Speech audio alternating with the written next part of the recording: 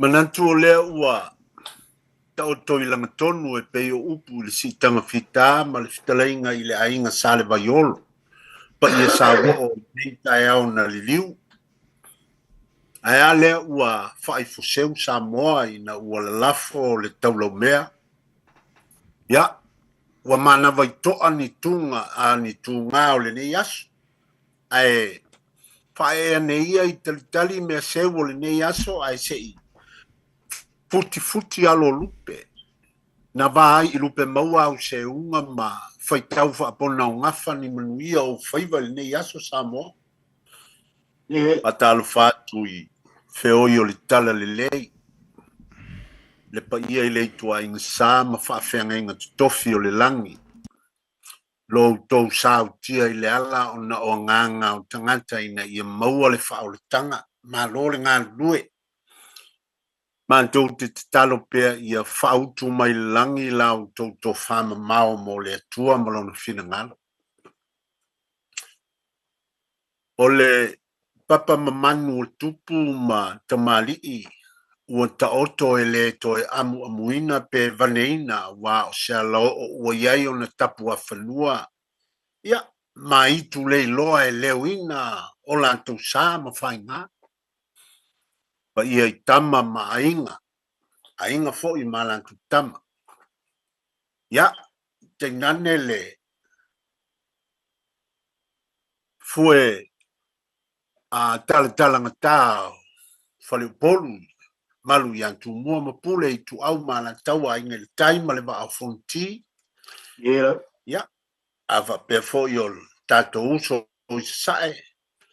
Sua ma le vai whanua o fo mai tu langi sa ole masa le au mua ma le lau niu sae. Ua, hio la au na mutasi ma ali fatui to ole. Le whantolu ma upu le manua tele. O te manatu o pa ia sa o ia o sa moa mai manua se ia pa ia whale alupo. Nei po mātou te whatalofa tele atu. Ia, ai alo mai o le tātou polo kalame fo i le nei o le vau filifili. Filifili le vau. E au pea ina whamanatu atu e filifili le vau. E le o se to tasi se a to toa. Ia tātou whasoa male malama. Ia, matalia le nā mungi a wae. Matango fia fo nao le tua e. Tātou te tasi a o Samoa. Ai whelanua i a mata mai lava i finangalo maloto. Se ia o i matiu vai o lo tau so i fua male ola. E le mawhai o na anto atoa na o le atua e maua iai le anto atoa mea uma. Ia, me le talo tuai le tanto klame o le fili. Ia, ia maua so finangalo whasoa whatamali. Ia, whai mo tanto na le ne fiafi. Palo whasa le aula. Ai ho mo ia tu pea. Aro ho ile usa. Ya mga kuwa. Ya fitalai. Ya le ya ho ngam mau ya ta ko hoi. Samoa ya le la pai mo mai se lao te fa so mal ka ko por kalame ya malo awa.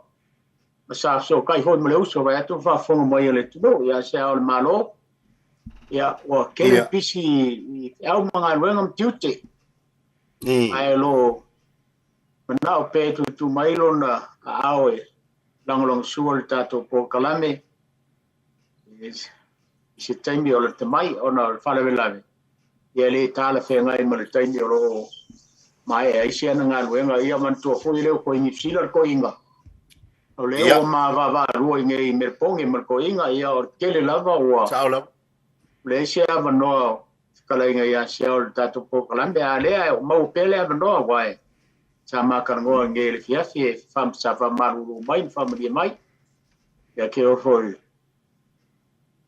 tu pe ia maltato por kalame ya ai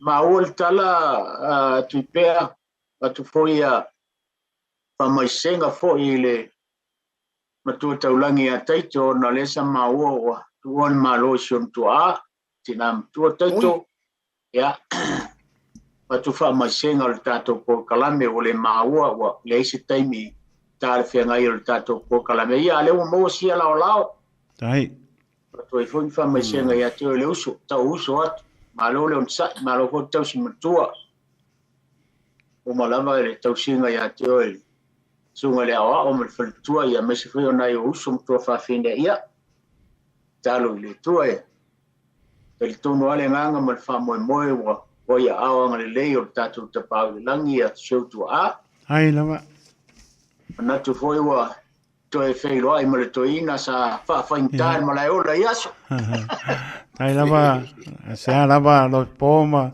tu pea pa tai po malo le atunu le openga venga ma tu pa le ngang foi me se fionga i pa tele wo mai masani ya le pulenga le tato radio Samoa ya le la mangana tai to pa tai ya le tu fo le langi la la se me o tau au punga la au la e tu ve pa ya pa tu mo ene tu au ma fana o to alo i mata o mo tu pa pina mo uso ono pa mai senga mai la penga venga mai se la mo to wo apta le po le po tato ma puto to fo i mai ya la vai anga le li le se ngialon fa mauni o tato ma sani la vai le so tato no moni le nei le la vai fa me o tato to ngo maulo ya le ori mal fia ka ma vai so i fo mo lo tato fa ya pinga no le tua e pa tai ono tato por clame lo po ma siamo le o mai to pa senga ya pa mia por clame a me se mau pela o to fa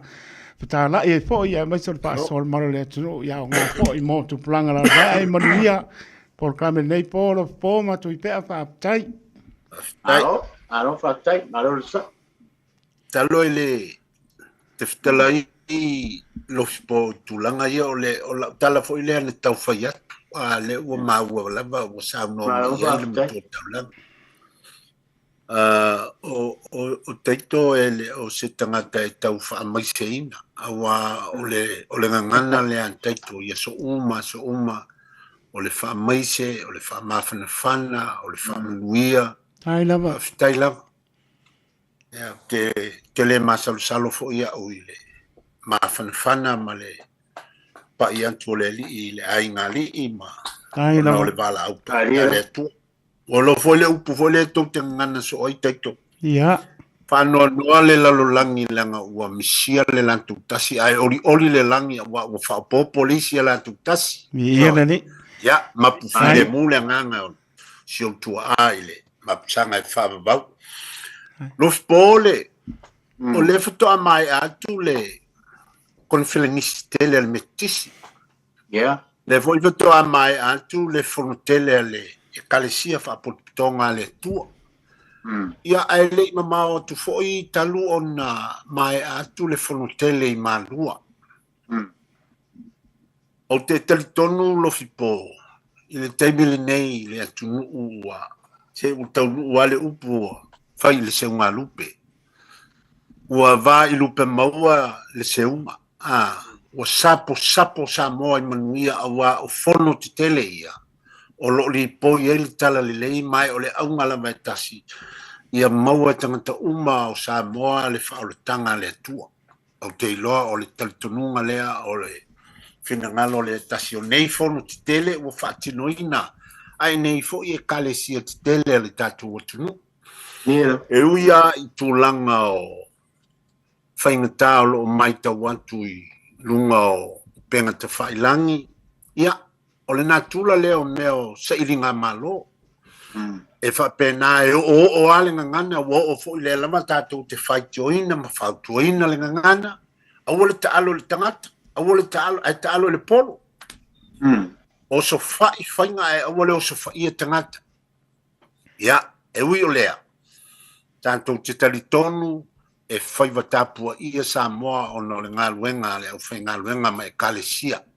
Iei fono te talo o mafutanga, o te loa sa mori au, tu lava sa moa i luma o le antua, i taimi uma o nei fono te tele, i a whaamanuia le antua, tele le vi inga o le antua, ai whai te tia vi inga o tangata mali se seo mea tātou te whaia, whaafitai i le. Tai o kalesia maa ngaia, ma mātango fiela, ta mai ta watu foi. o te mia ta te fia i le upena te whailang. Ta te wa ai mea le lei ia o mai le uma le tala le lei. A o isi mau mea ia ua e a fo ia fifi mai en tonu ia. Ta te malamanta i tai upu whai a lofipo o le natura lea o upu whai ma le saili malo tangata. Ai a ta alo ai le polo ma o so whai ngai a wale o so whai e tangata. Na mane ia leo le talo. O i lantou fo i e waami o i le mea o le ati malafo fo lele. Ai le o ngofo kongo Samoa. E le aiso na sao e whaia i le antunu uma. Ai e le tapua i le lei ma whautua le lei ai tau ai atu ma whaalantau a pe o le upu le whaonga. O i lantou o fia le namea ia. Tailo i po le aso lantou langona talo sia o fia ma file mu o lantou soifuanga. Ai o Samoa lava ia. O le alava le whaingata o upu whai. O Samoa e le mwhainga besiala na filosofia e matua lava i le o. Te tele a pesenga e matua i le o. O le tō wha, ma le whautanga. O hafo ini fi ese inga. Ia e le mwhaiana sele na upu. E ta aloa ta mo le uso. O wa ao aina umu. E na uma mali e lava lea. E whapena, ia tarusia.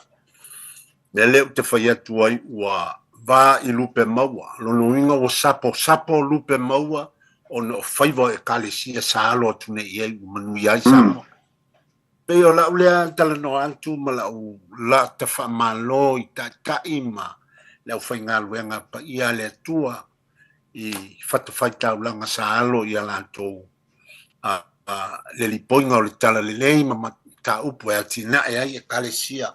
Wa a le leina tina e kalesia o le malo ale na o tangata na. Ya, o le taitale fia i le nei taim. Alo. O le e eista si o tama matua sa kisini mai e te au le ukule pe sa tatatono pasam sama noi ko i tuipe. Ia. O le mele o le pai mai a te au wai le o ia te au ni whamomonga te tomu pe iso ki le fia e a watu pea a tonu e whasoma isi si o le tunu kwa tato por kalambe va pena tato te fitowhai me walele ka o le ofu koile le ofu whaafale olo. Ia. Ofu whaafale olo. E isa maule i le mele ale ai le sa faina o le whafuma mai le tu ato le whasoma. Fai mai lava stoi nei. E se le ofu le whaafale olo, e se le ofu le whatu. E ele ofu e no whalongo fu i ta o e fai mai o le ofu whaafale olo. Pe ia o le ofu le whaafale olo, o le ofu a le whatu. O le whatu. O le ofu le nae tuu i ai tonu le whatu o le mea tua o lo. O le mea o le manufatu. Ia, o na taulea o le ofu, o te lei loa le lei lampo le ale winga. Le lope ki ua mau mai a kaiko wa pe o ngai ka o le singai ku o longa ngai te le mavole ai le pe se i tantia le faso mai ai pe o la tau i loa o le ofu na o le fatu nga pe o le ofu taua ma le tua foi e mua tapa Fele ofu le fatu o le ofu le fafale o ia o le ofu taua na ofu ia wai tele i to inga ofu o le ofu ale whapitoa na o le fatu e tuu iai. Ia na tuu le iai manai pale asu laiti fo i e whamana iai le. Ia le ofu. O le ofu ala nai mua tampa e matai po tamatai po feo i le ofu na. Ia, wai le songa i e fo i se singa ofu. Au te le lola le winga e lai o na tau o le whawhale olo. Ia, e pa i o lesi atonu e Maua I se isi fina ngalo e whasoa mai. Po le antonu le mea ua whaingoa I o le ofu le whawhleo.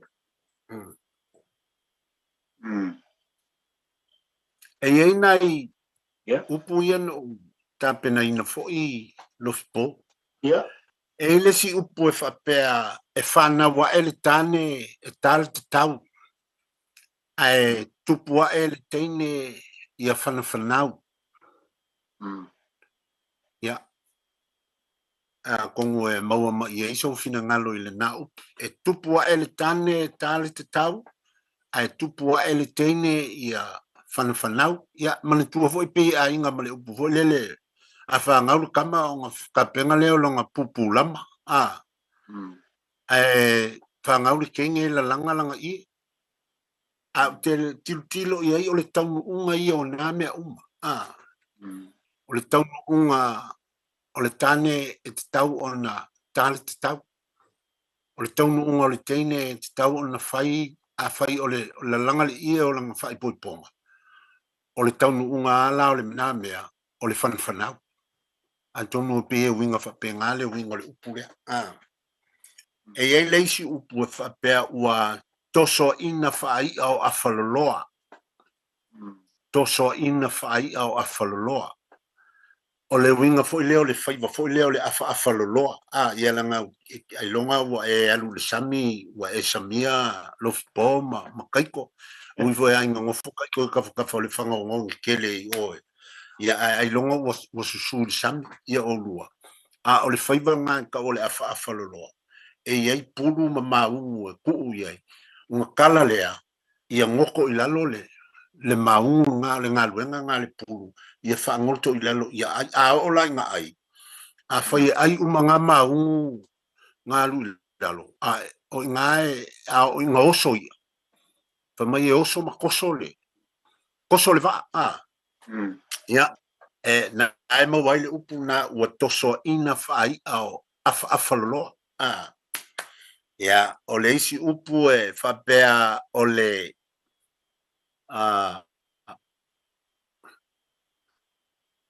o le a o le talaina whaafau ua nunu. O le a o le talaina whaafau ua nunu. E whapea le mau. O le whau nunu. O le whau ua ngumi. A ngungu le whau longinga ua ngumi. Le whau lea e masani o le whai e. O le ngā luenga la na e tala ele. Tama I tai palu apa. O le tau tala o le whau pe a nunu. Inga ia le lei o ngā ao le efu o le ama. Ia ele o se ngā luenga whaingofia le ngā luenga. O se ngā luenga pe e yeise winga vo le lei. O le a o le talaina whaafau o nunu. Pa ia o le ngai kai ao wa karikongu. Wa uma o na mamanu e le mawhai e se isi o na toe whaopopo. Se upeti pe whapena. Wa pa ia wa ka oko a selo. Ia e pe e whapenalo na whaongaina. Ia o toso ina whai au awhaloloa. E pe o se winga fo ilele I se tangata e wa ave po wa alu I se to inita inga fo ilele ai le olona loto lea. O te manatu ele o se mea lelei ona toso ina whaai au awhaloloa lo tanto ainga. E lelei ona fili sa o loto le tangata ia. Ia maalu e whailau palota. Ai awane I tā inga fua ini. Ka inga ngisi mangia ai sa o loto o e whailau filfilinga. Awane I toso ina whai au awhaloloa ia loko finga ngalo. Kau o sa o loto tangata e whailau na ia lama filfilinga. Ia e peo nai upu nai a tonu e whalau tele mai fo ia nisi po lau to whafo I sale aula. Ngai upu ngai manatu e kalkalango ia I mo ringe fiafi. Munguia le whasoa. Alo? E foi ngai upu o mo meu. Foi e winga tu sae o days uipea. Ma umang kakalango ang ilau sawe. o pena ku le o le YouTube ka po kala me o le vai aso taruai Ia. ai la esa ui la lo ia le kometia man koe e le insua fa fu ia o pe o meu email fu ia o mai la lo le YouTube ai man ia le a fu le fisilia asi uso fo ita uso ia msalo e pe sua fumtai ia pe awa le ingo ho leo ai o lo fisili mai ka po kala me fa mala mala ma pe fa fe no mo ku le o sala fai Ia o ia e tau na e whaia le tali o le melna. ai pa wala le o menga o ke lo ko kiriki o nei ai o so mai ko finga ia fokula fai lang fanga O. ia o le la ka ngoi fai kaua ale a ko anga Ia, o le suenga le ia wai le fa pe o ni me e a mai o nga sa o le kali a wai e ye ka suenga ka o fai nga ia mai o le me ia ia. ai le ia fa makari a ku bai ne fa fonga mai o tatu o tu le mafuanga le amakanga ai o le vai aso fo ia o le la sa i fo i wai e ye le mele sa ku pu i palaudi e ho le ka o le pa o mea ku pe ai ho si le fi pe o inga le mafuai ia ai o le akoanga ia se mo o ba ai nga fa nga fa i ka o ko finga ia i le mafuai o nga mai pu ia wa le si le fi le ia le tunu ia pe ia o le funga me le aula la so nga pu le o ia ile mali to ia mali ko fainga lenga o mai ia mo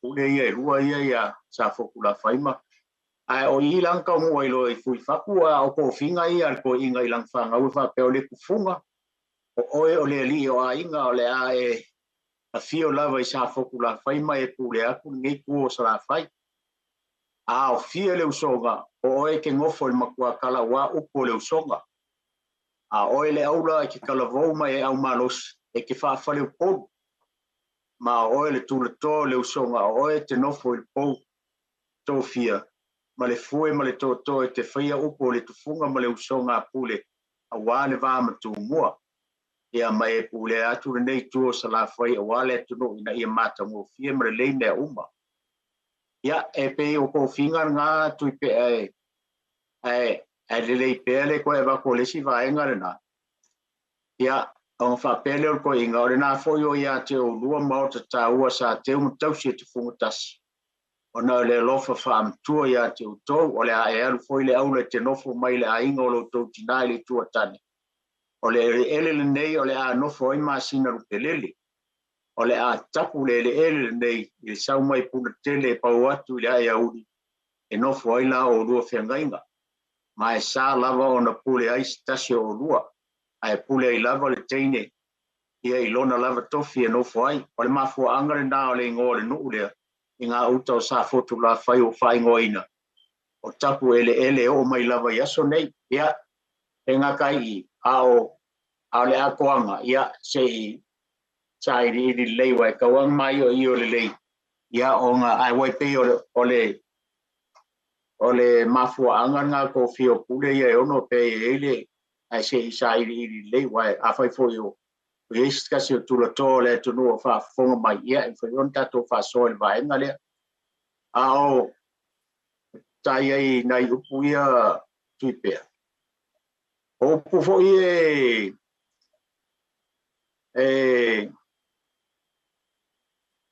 o pu fo e tai e le upu le o ki kilo ko i se va kupe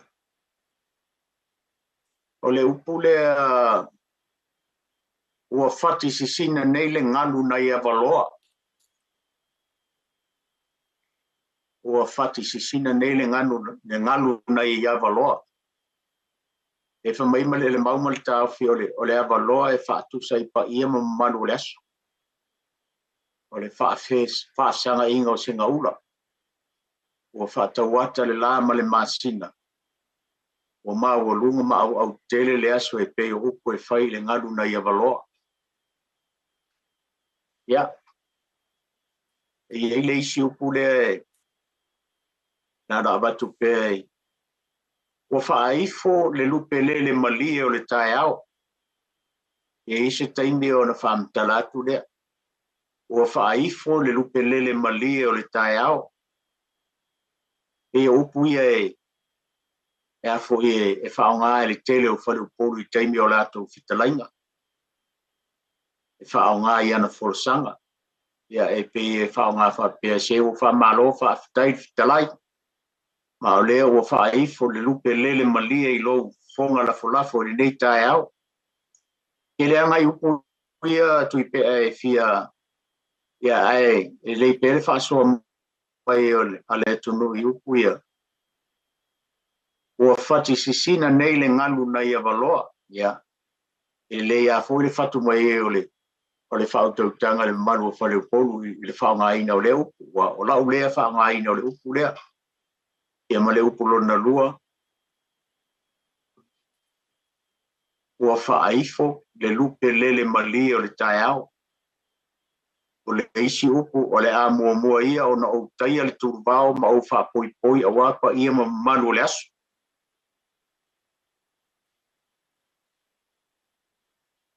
Ia, ia ma le upu lea ua mele manu e a fono. Ua mele manu e a fono. Ua mele manu e a fono. O le sa o le lupu. Ia, o nai upu ia e fola koe whaapopo I. E lausa nininga e whaasoa ma ele turu. Ia, o lau le sa nininga. Tui pea, e kere au upu ia e manu a fo taime. Leanga o isi fo I por kalame sa whaasoa mai fo le tunu fo mai o tele upu o le ropa le. Ia. A e isi por kalame fo mai o tele upu ia la fo I sa o la tau. Ia, e moni a fo I fina ngalo whaali. Ia, lai titi fo I sa nubenga. Ia, I whi mai fo wala kiki sa kaunkel.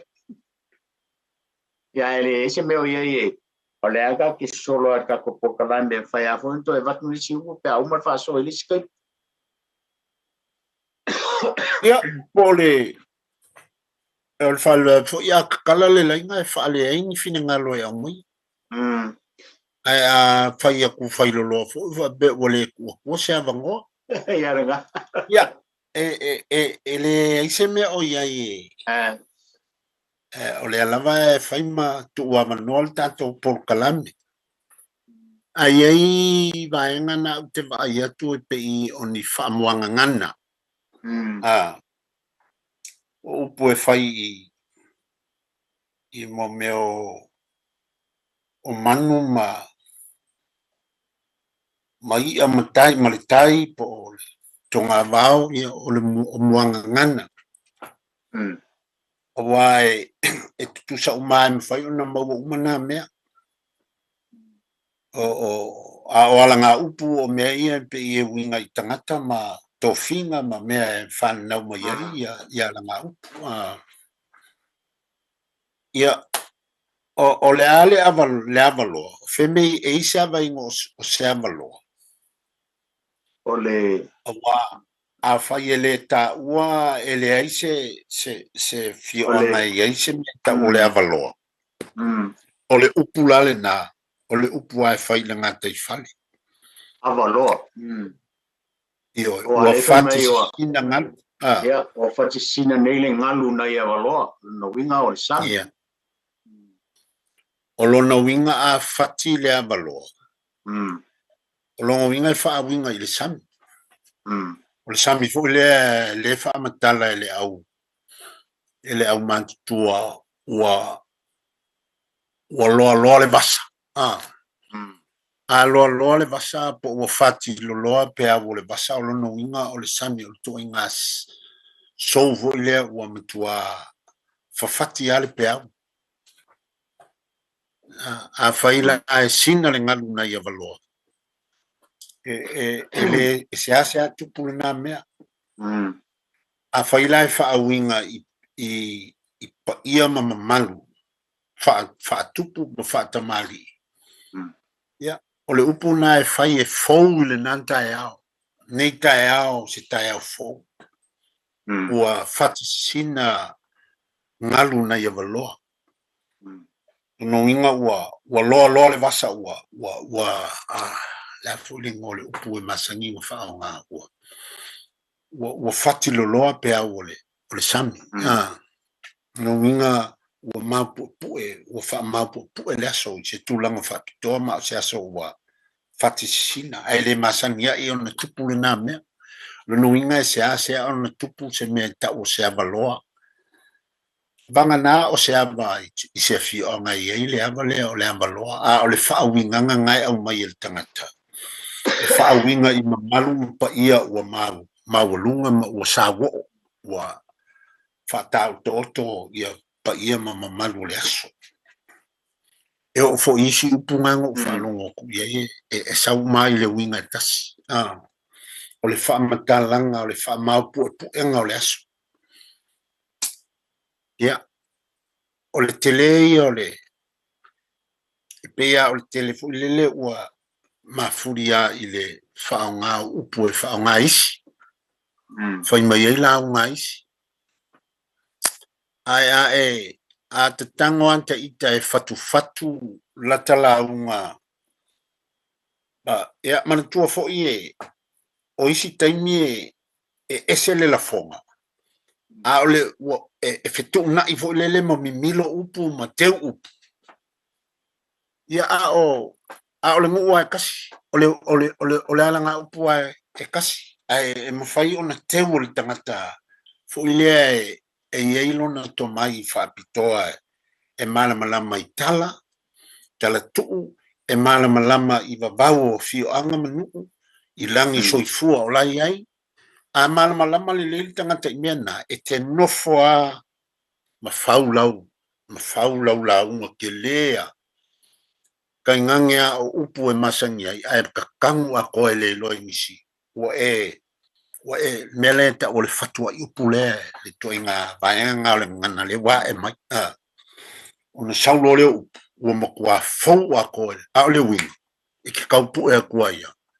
o le winga e tasi o le winga na e tasi e winga ia ale mangianga ai le winga le o le mea sa mo o le vau filfili e kala kae a wanga kae o le tulu vau ia o ngā ua mangingo a o ke mo i kaia le kulu vau o longa winga manko fo ia e kaianga le kulu vau e ke susu mala o le ngasu o le mea ngaka o le ngasu e asa ngaka a e songa ngā yo iei e ke o le mea wa o iei wa kae wa makua susu ako o le tulu vau o le tulu e mau le vau a e kango e ka fo ile le kae au po le sau e ko uma mai an pe se paipaki o le sau o le kamanga ila o le tulu vau a tala e multimo ai ngasu e te asa inga le ngasu o le po le tulu vau taia le tulu vau ia longo winga ke kai lo asa wa ko al susu ma le afu lai ko i lungo le laula au ila lo ia we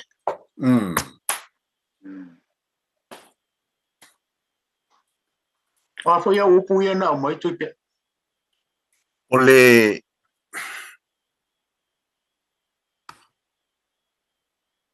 wa toso ina fai au afaloa o le moanga ngana e fai le faiba e fai le faiba fai au afaloloa o le mea fo le ngo fai aku a kala le afa umi ale pe afa i ke afaloloa lo inga e kala lau afa umi ale afa nga e kele mo meo maungu fo inga e mapuru e kakawa o le winga o puru kakawa i lalo e fa mangoko le maungu ia maua ia ke mga oai pe a kala ola inga ai a kele ai pe ai ngi alampo koso ele e i angale afa o ngā mawaile o le upunga ua toso ina whaai o awhaloloa nongo winga e wha winga le mol ka fo lele ua e le o le melenga mga oi ai ke ia ua wa koso kua malu ako ia le apenga o whai aku se whateita inga e fo i awan i toso ina whaai o awhaloloa lau filfilinga sa o loto o le mau ua e whaalongo iai, ma e taritonu iai, ia vele na e whai ma mea e whai e lau filifilinga e o e lawa ia.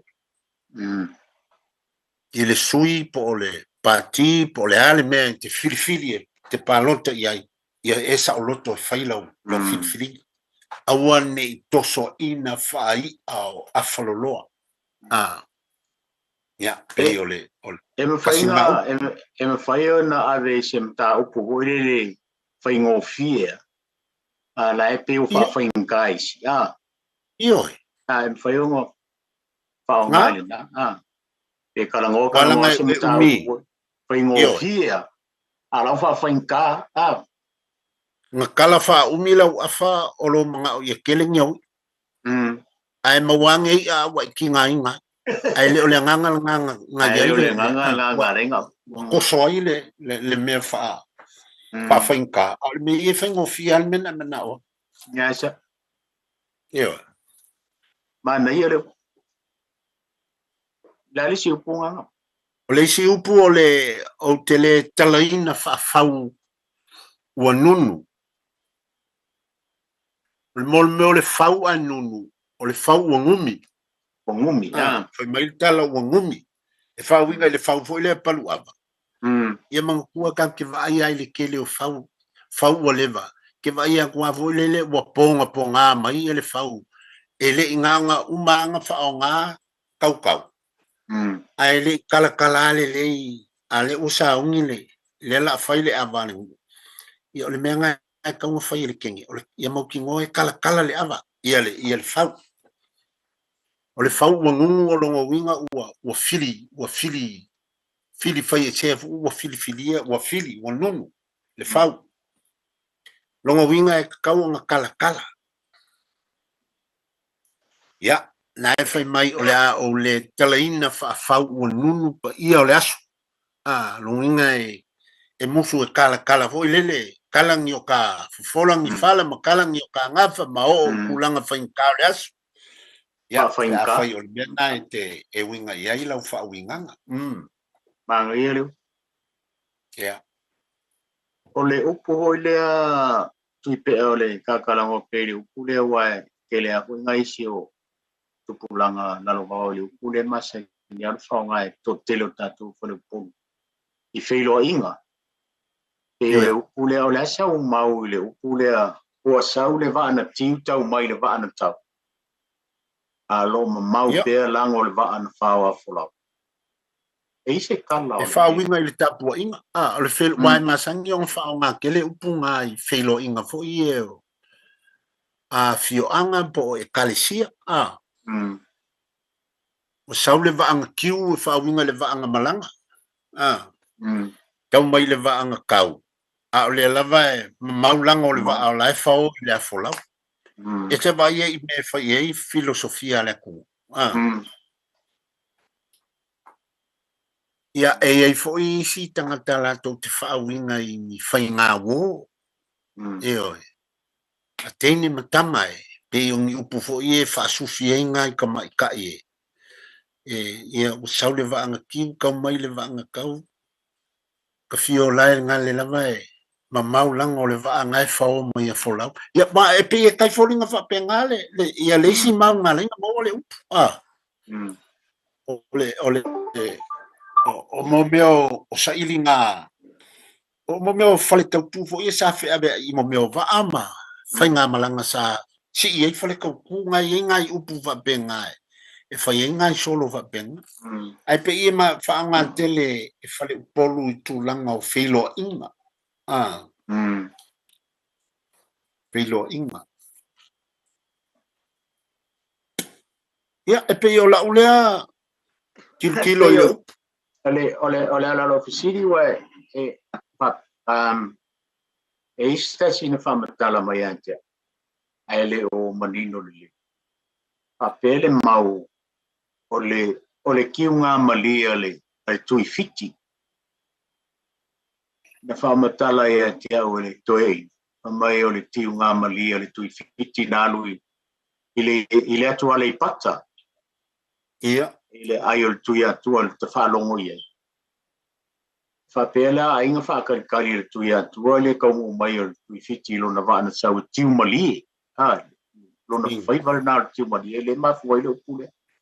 Whapea ia a whio mai a. O le tui whiti o le sa e tiu mali e le te tau mai. Ia, o le ae e maualang o le vana whao wholau. And le kala lea leo manino le se tala ale amkanga leo le na fa mai fole to ina ia te o leo ia is tala en fa longo ole mafu anga leo le upu leo ia te is tala ato le mea le mele fa tala mai ia te pe ole winga ola ofisili foi le va te foi wale fa fonga mai foi le tu ato no foi lo isen ma ole autu le to le tu no winga le mafu anga mai ole upu le mai o le whaiva le tiu mali le tulifiti na malanga e au whatali le tuia atua i ale pata. Ia. E whapea ole ia wa ole kala o le ala o la ufo ina ngā whaalongolongo i le isi mau. E fo i mai le kui whiki ngā sau i le e le kamai ka inga ngau i le loko o le kui whiki. Ia. O leo le kui ankua e alo e kiu mai le mali e fo i mai ia le kui whiki. Ia ua umanga momoe le kui ankua ma le te tulo ma le kamai ka. Ia o ngā whae leo upunga.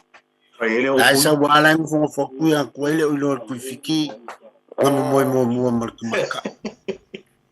Yang vai leo le upunga ia mai le va kiu ka mai le va nga kau le ai le au ke o mo fo wai a o la vai mau lang o le va ang fao ia fo la ai fao ia ele lo ku fiki fo mai ia mo a sa ola sa kong lang alo malo fa ia ole pe le winga nga la kala pe nga fa winga ni fa nga wo ni le fu nga yo ba o li makamai kai ala ka whaalonga fo ia i le kala ke lea inga whaonga ia a ua ke lea inga whaonga tu la whale whaonga i le whelo inga o kau mai le waanga kiu o le whainga malanga ia le lava e maulango waanga whao ia fulau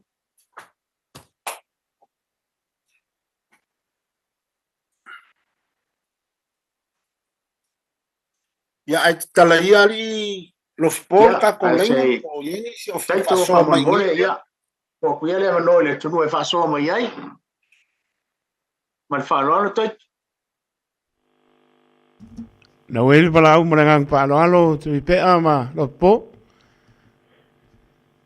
ia pa ka lo fa lo malo lo sa ia se fo mangia la sunga lo se kalenga lo po va pe foi tenga ya tsipia se famole famia kule lo makoi lo sunga famole mole lava ya se la kamaka upu ngai lo upu lo maka upu ngai na sau ngoi ngi fia fi onga kalu ai vale man ka su aksoka va ngoi va ya se kele vokia ai le mo kwa so ka va ngo ai le kwa mo klo ka va ngo ngi pe ya fa nga pa fa kula ka visi e se mai ka kom ka upu ngai po famole mole o ele swafa tida mal falolo o ana lo que va la ocupar más tenos oi ya mai ro finagalo se fisi manga ia el kakupo fa sai la vai lo te talenga famole mole o le visi fia mala malama o le maliu sa fai e makupiko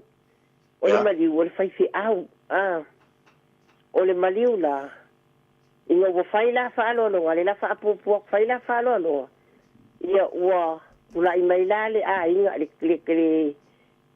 le kamalo le ku le ko o le a inga on fai au fai mai te lo ai muli mal kale sia fe mai ia le kale sia se mas keni skin ka ko filo ia fai lo fa lo anga i lu mai fai fi au ia mai kale sia ese sai ai wa umala falo longa ia ba ku ai lunga le fai lo kusia le kale sia po le fofonga fo le kale sia la kali mai i falo longa ia ai fai mai isi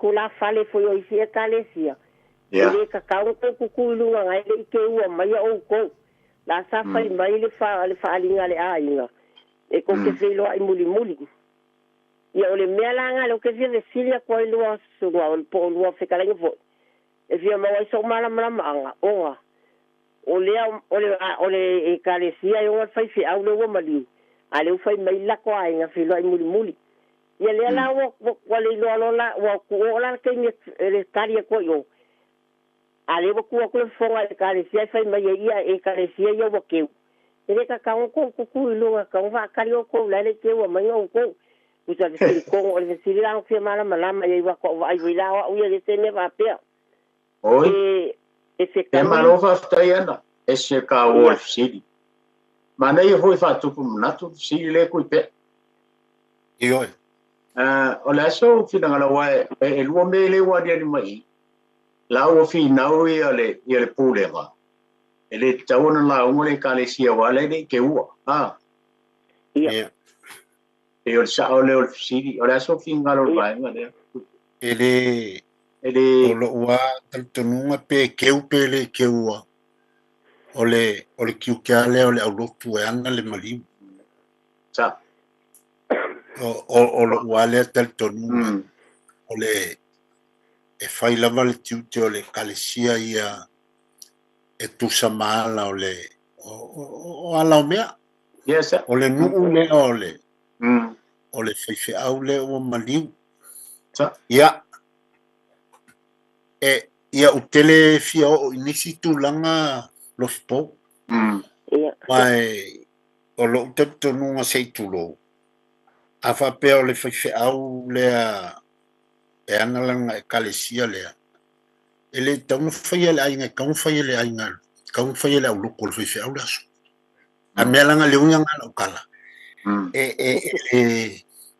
ele utele mana o ai i lo'u ai loa pe teu pele teua ele fatalia ele kalesia se ia mauantu se elengi malanko o fafitai lea e fafitai pea e lantou o lantou wa o le ala i malo o isi e kalesia na o atu pe a fai o le saufaʻiga ga e kalesia e ala uma i le kalesia le ana le maliu o sa pe leʻi o iai le aiga le afaiga o latou ae tau ona faia le upu le aso faafetai o la'u lea fa'asoa lofo manai wa le kelele ai sile tina ya ana ma e fa manatu fo i wa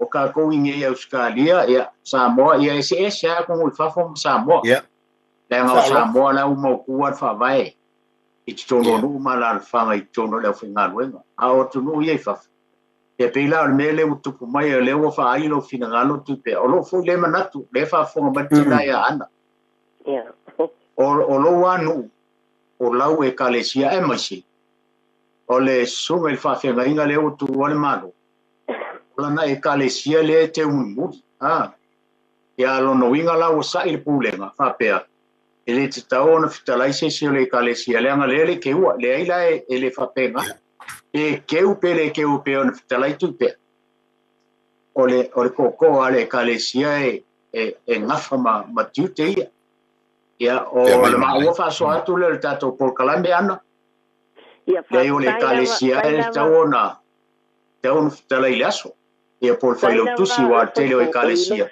e matai pe le matai o le failo tusi au ave e fa lo le kalesia le anga o ia le o lo tu tangi o lo i tono e kalesia pe o le fa mala manga le fitalai tu pe ma va fo so manatu ana ia fa tailava lo fitalai wa pe o le melan fia mala mai wa sabe vesia ya peilao pe ma wa foi lo saua e kakawa wa le mako wa ngai mangaku kakawa pe nga ke mako pe le ke wa le mako ma kusakawanga kalifai kaur mako fai lo kusi mako ia langa ko foi fia ya isi kalesia vai mai ele kakawa ele ke wa mako ai o mako ele mangaku ni ke mai pon ya pa le mea ia la fai kiuke ile e pe menga le ofia mala mai wa e sa le fo ilu fe kala vinga le le kalesia sa ka lo fai ia la sa ka ma fai ale kalesia ia mga o ngale ainga ai fa kai mala mala o sili fa kai kele lava ya talo ya mangu ya mana lo ngale fias tai lava ya churchina we le si bala au no poma to pe pa mo mole ya pa galo for balau talo ma la wo ko anu to dom pai mai na tana ta to leina to lu pitu ta si lima i va to lo numero sa mo le to pele ta to pa so na talantu tanto leina to lenga lo pom to lenga tu pe lo time tali nei po wa po il tanto por clamber va fili pa mo mole e le o ese bala au time nei lo po alo tai ya ma ai fu ka upia li sala le wo bala mai ana yo ma ngi vai o esse mai le fu se e tio se fai un fai a o mo ka o fu i me fa pe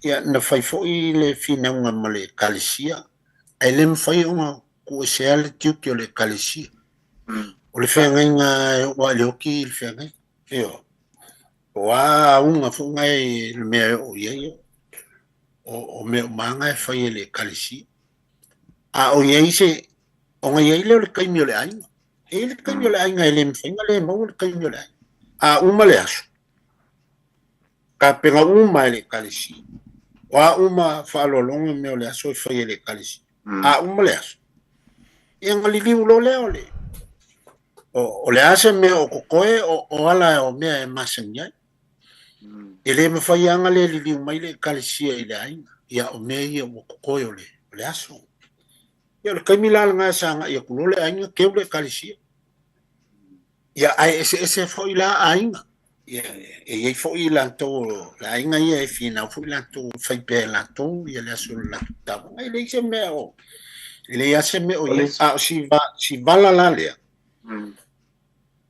sa oila le fisili le ele ka kaunga musuia i fu le kiu le kalesia ana le mali sa pele ke wa sa wa fai pela to fa fitai ngai lengo la ko fu sia ele fa pengango ele mali fa pengango palwa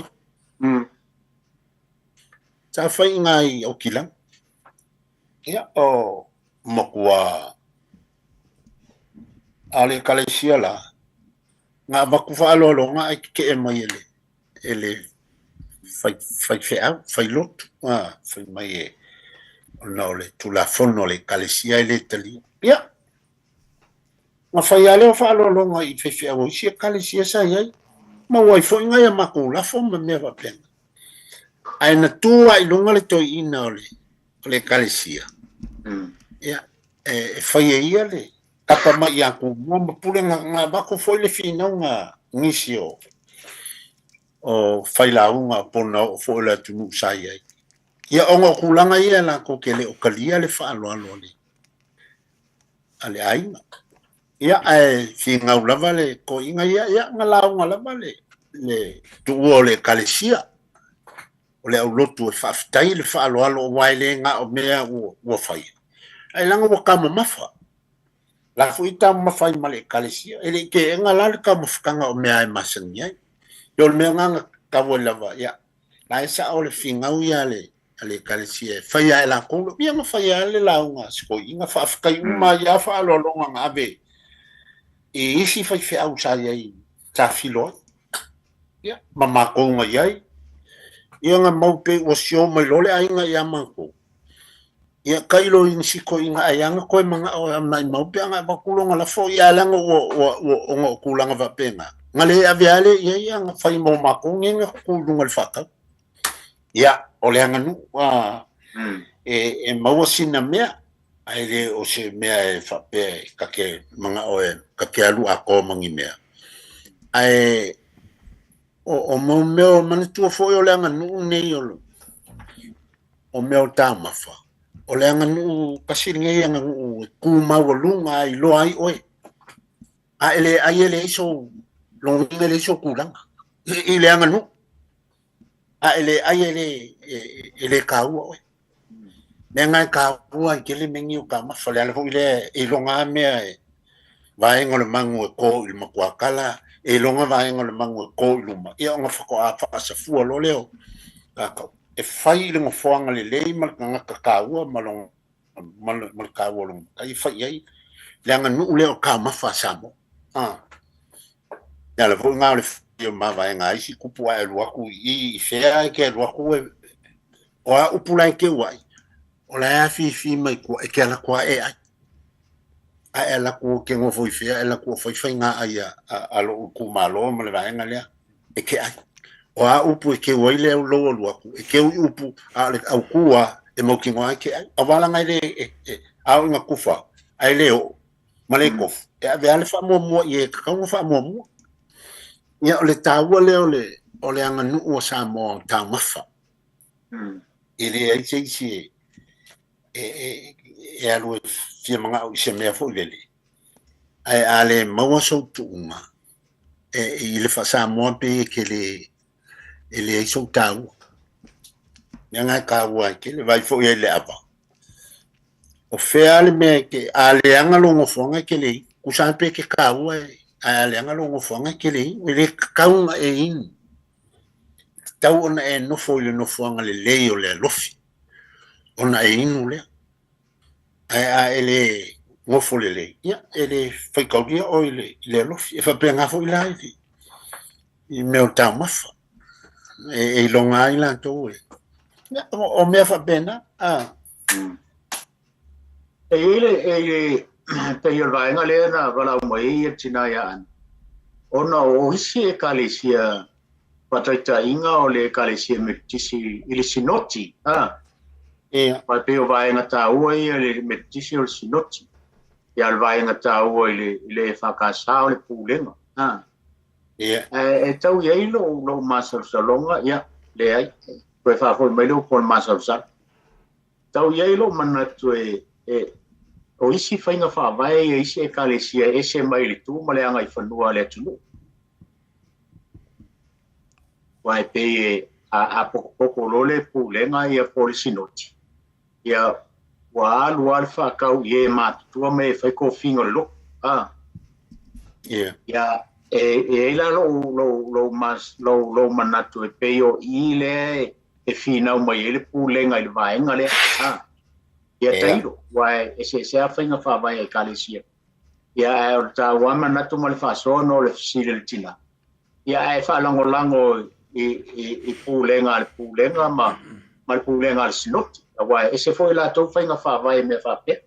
Ai pe mafuona ta whai atu lenga o le whai au o lana e kalesia le o tu ole malo o lana e kalesia e taula.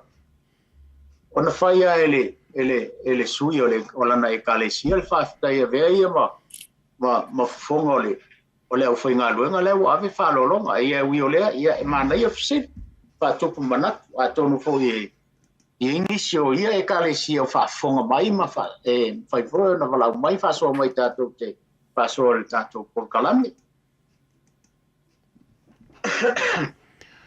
Nā mro tātou laina tōru pitu tā si lima I wa tōru numera mo le amno whasoa mai e lo tō mawho ia mai al tātou porkalami ma le ngang pālolo e le o iai as tātou palau taimi nei a siapa ma lo po malo tipea e foi si vai ngata ua foi le o kilo pulunga le YouTube ya le ka ko si la mai mo le siapa le wel palau pa mo ya o le fa tai ya fa calo foi palau ya calo foi o oi oi le foi a misi ali o fio uma pessoa malo foi forma le anima poi a pegou que venga qui per mu malo alova pessoa malo a pegou le fio le mu ga ulagi alava pessoa ya o peo o me ai tupu e vungale com e kalesia salama ele ia si meu o le kalesia e visiria nga ia me uma como mo me a va pe ise ora ia kai meu ngu ai nga lua la ku e pe ama ya ke me ora ku kai ya wol para blog fu e kai me le kare si ma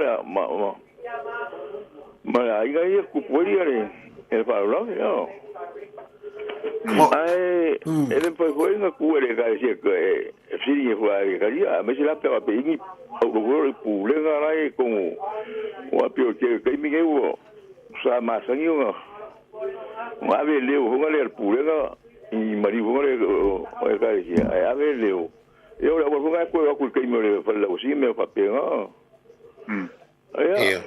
mas foi lá e ku ele va no nga le il pu le nga i fa sa pu le nga le e ka le si ne ngopam i ma ku nga a wo ku fa mo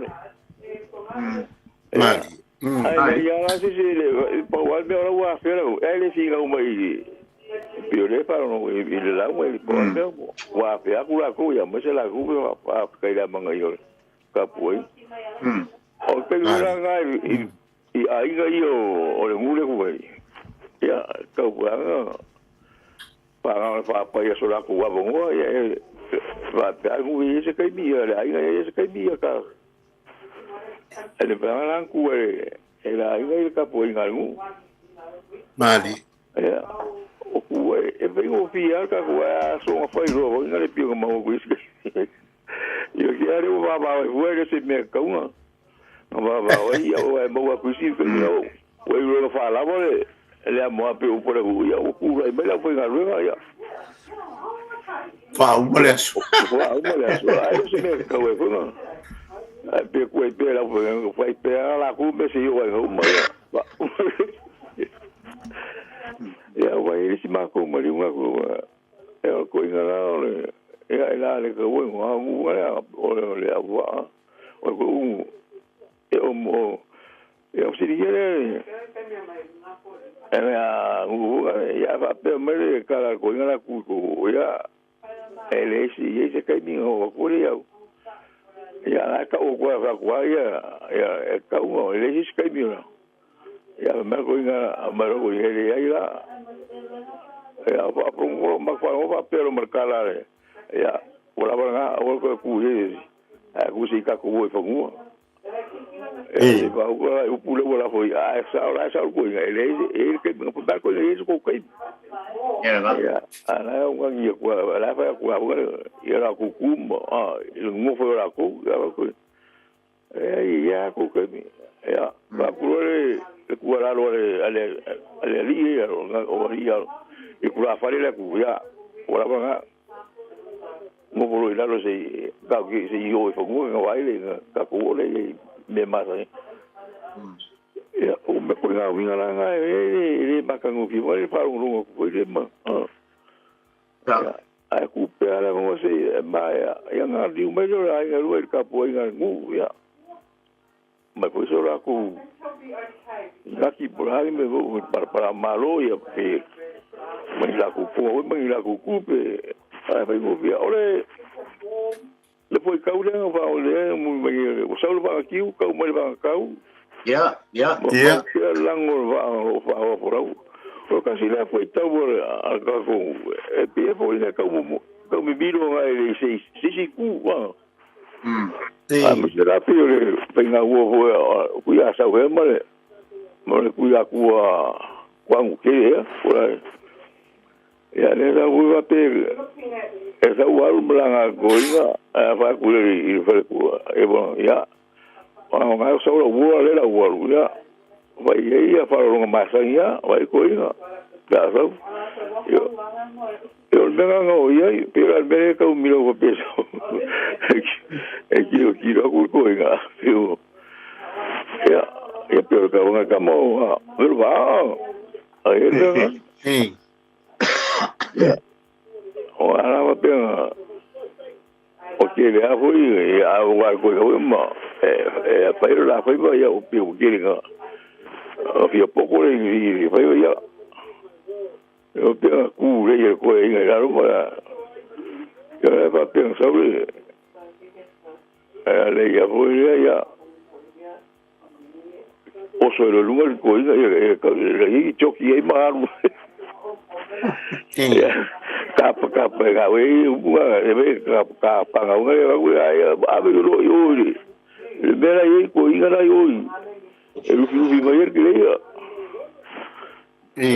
ka si ga mau le mau ya ke ko mo pi manga yo ngare fa be nga ise ke ma ko ya ku mo wa ni ku fiki ma ya ma ka ko inga hoi mari ko e fa la ku fi roina ya ko mo fu e va o mari ko la wa ya olai ele yumia o a ka mo a ku ma ku fiki ya ava ku me ku fiki a fa ya va ku ya o sa vie va ki yo lo ka mai va ka yo ku so mai ko le o ya lo ma wala ngo le o fa o la ya ko fa le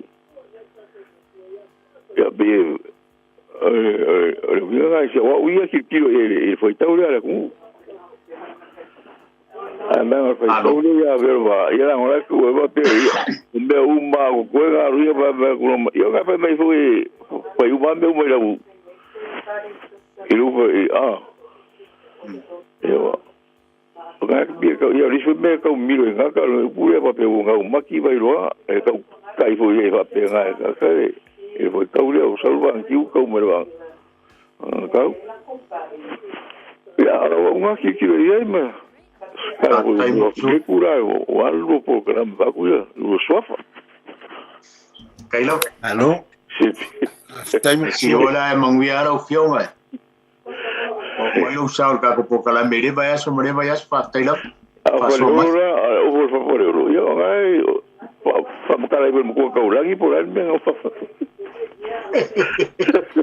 eso finalo me le o fa faleo ya wa bioleng ma wa mai le fo ku ta ya ku pe ya lo fo fa ku ye ta o fo fa faleo pero venga fa ku ma si vai no le o ko ko el mangu o fa nga o fo a pi o fo fa ku ka o fa faleo ya o ai sei por si é para o ai que mai poi nga le bebe ga mai fe le no ku se fa o mai fui o rusa le nga e fa ka koria ko le fa o mai lo tsango yo ga ku ya ola ba o mai ver ka ko kala o wa fa ko nga la tulu o la malo kai ba kai la mo ya kai la ma sua ya mo ya ma lo le fios Soy fuia. Vocabulario, pero. Ya, se forma pessoa. Aí boa. Ai. Leisi bala au. Me pe am halo po. Alô, fatai. Fui pe. Alô. O leo que Sau no mai. Ya, sau no mai. o leo que kilo vai. Oia, fa kalo fa la mel vai. So leo que ninguém ka ofia e sau por kala. E que o ko va ku ka ko. Ola mo ka ko falau Au e bala au pa mo mole lava. Ya, fa kalo fa falau, marolo sa. Tarofa. Dole. Kolu bala au ing pa kali. Ya, ngawo. O e mo mal sai ding. Ya, na o ele si bala au tarofa. Yo. Ya, na molo no tina. Ya. Ua madiere ki asa. Ua longo maunga wao. Awa ua lingo le funga kia. Na, o mai kenga la inga maros. Ya, ma lo sai fua malangi mari ni kula la sia. Sai fua muia ke ori tu fine. Ya so mga kulanga o mawar ko vici. Oi. O wa mai ro ko fia ni kula la sia. Ya, muia me uma. Ya, dak foi si mo kunga afa singi ko ina ya okay fia bak foi ni. Ma ya lua ma mo buanga le wa pakisinga le lo fingai wa pakisinga le lo fikai ngai angwa. Inga aya oro buanga yang no. Ya okay fia mga bak foi o o deoi o kusala le ka ko ko kalo ya o le nga o ka ko vai singa o sawa o apu le ko e sisila mai o ya se kasi po ye se kama po se kali e fa longo kama la kali e fa penga vale kali e kama o kama po ya vale kali a kemi kwa fakir singa yang ara renga kami skenga ka fa winga o ka o ile po mi fiala e fia va ko ma wol ma o ka fa ya e panga o sola markuisi ya emang uya kere nge fia o fa maruru aku langa na o le okay lunga o le awa lo kere aku ya ki o ko au pilivas en readers and cards for me alo fa pre o le ko ya ki o ko le paso tai ya so tua ya ma uya foi malanga aku i tai ilo morto ave fa le punga oh so ya ele o ina sa pala o tai minei fa mo mole lo poma tu pea alo tai alo lo malanga muri nga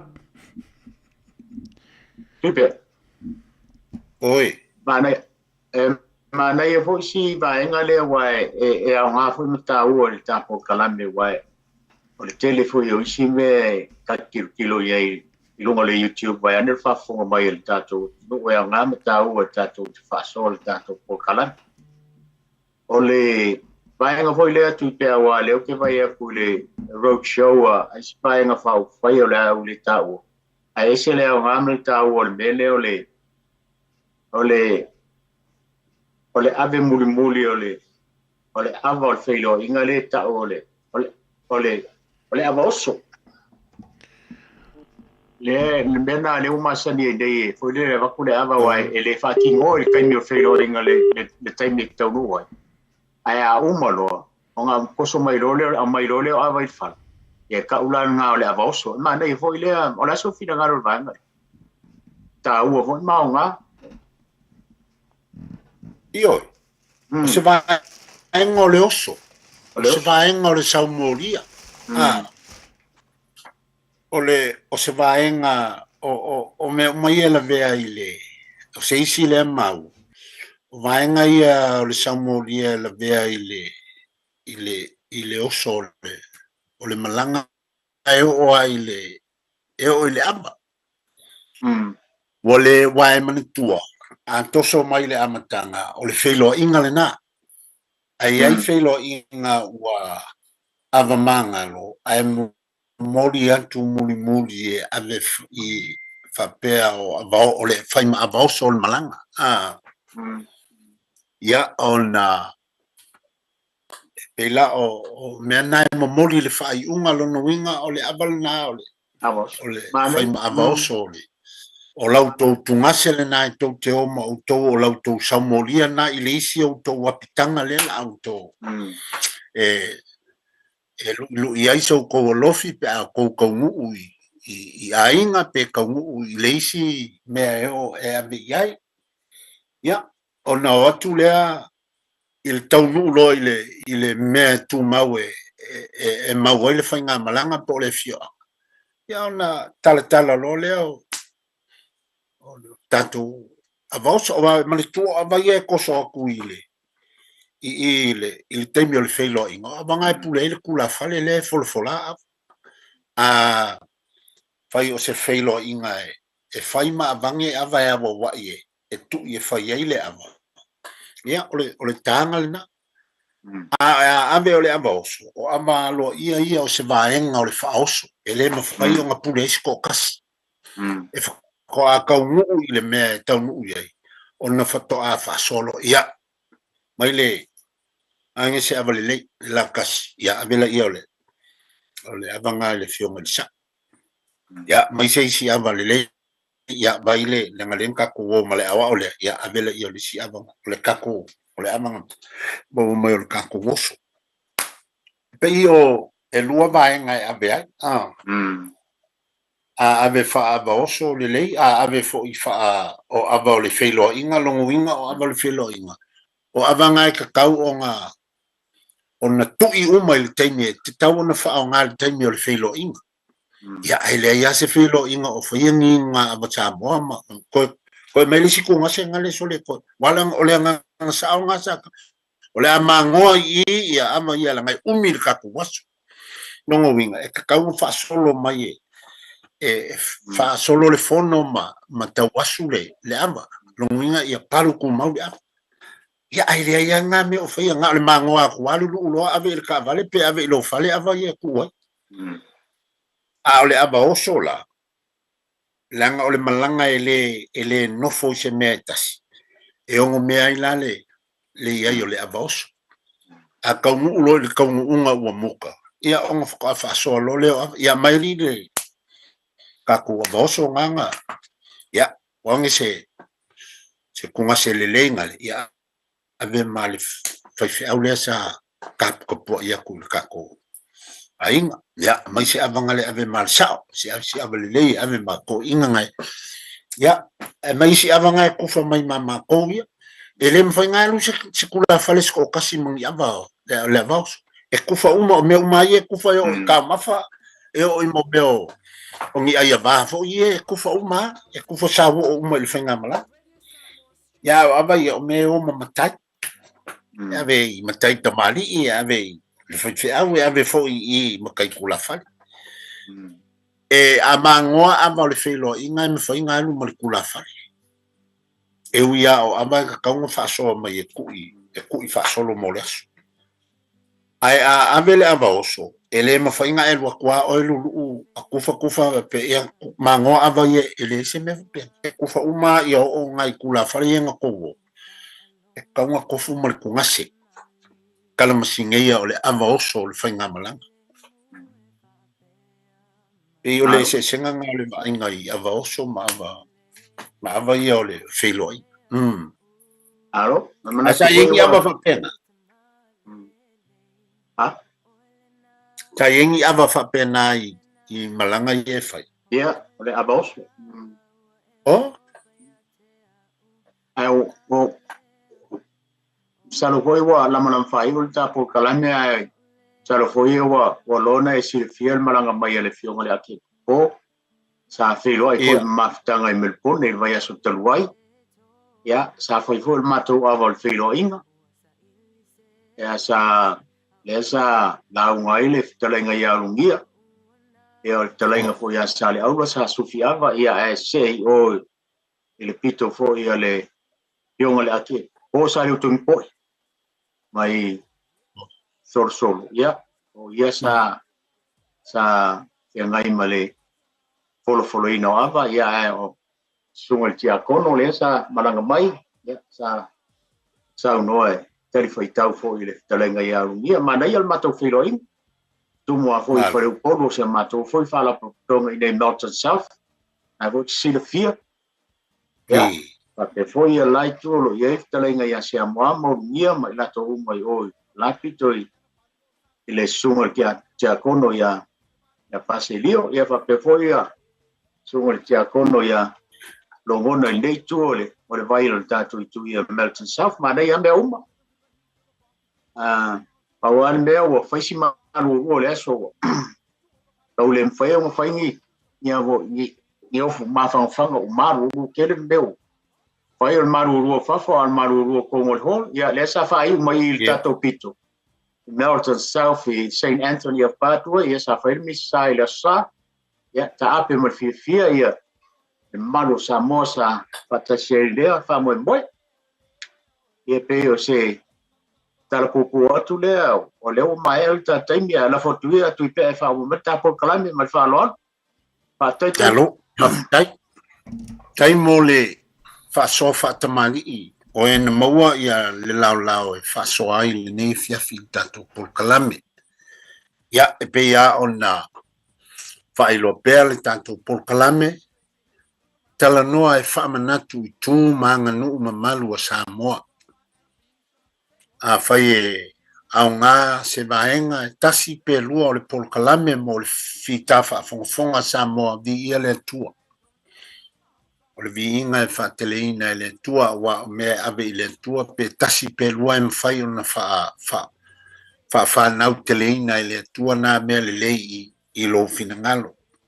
O le anganu fo a e tō anga i ai i le manaia o le mamanuina o le anganu.